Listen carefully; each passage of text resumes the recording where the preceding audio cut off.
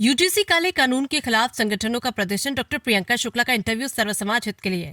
आम संगठनों के लोगों ने एकजुट होकर यूजीसी के तथा कथित काले कानून के विरोध में जिलाधिकारी एवं सिटी मजिस्ट्रेट को ज्ञापन सौंपा।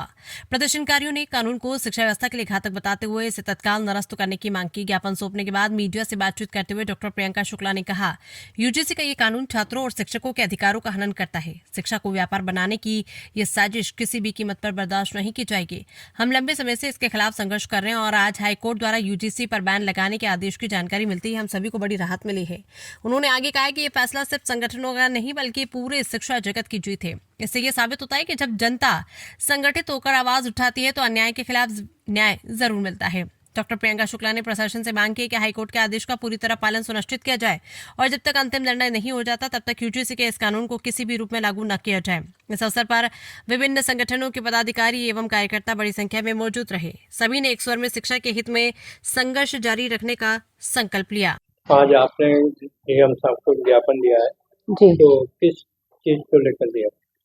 ज्ञापन दिया यूजीसी का जो ये बिल के विरोध के उसमें था, लेकिन क्योंकि माननीय सुप्रीम कोर्ट का एक कल एक जो है स्टेटमेंट आया है कि उसको जो है लागू खारिज किया जा रहा है, उसको लागू नहीं किया जाएगा। अभी 2012 में जो नियम थे यूजीसी के, उसी प्रावधान में उनको इम्प्लीमेंट करने के लिए आगे की बात कही गई है, तो हम उसका स्वागत करते हैं। लेकिन फिर भी क्योंकि ये अभी पूरी तरीके से अभी सशक्त रूप से इस पर कोई कार्यवाही नहीं की है, तो सवर्ण समाज की कल शाम अचानक आनंद फानन में दोबारा बैठक हुई और उसमें हमने निर्णय लिया कि जो हमारी अपनी पीड़ा है वो हम अपने प्रधानमंत्री और राष्ट्रपति तक जरूर पहुंचाएंगे और वही हम देने के लिए डीएम साहब को माध्यम बना करके, क्योंकि वो जिलाधिकारी हैं और यहाँ के, उनको जो है दे करके हमने अपनी बात को रखकर माननीय सुप्रीम कोर्ट की 19 तारीख की उन्होंने डेट दी है। बहुत अच्छी बात है अगर हमारे हित में कुछ चीजें होती हैं और सरकार और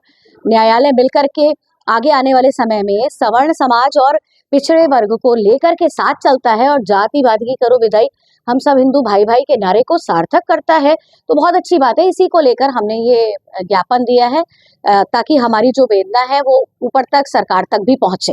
डीएम साहब ने क्या कहा? डीएम साहब से भेंट तो नहीं हो पाई थी, लेकिन हाँ उनकी तरफ से जो थे वो आए व्यक्ति, जो भी हमारी समस्या थी हमने उनको बताई और हमने अपनी बात रखी, ज्ञापन उनको सौंपा और उन्होंने बिल्कुल उस बात को कहा कि हम जरूर उसको आगे प्रेषित करेंगे।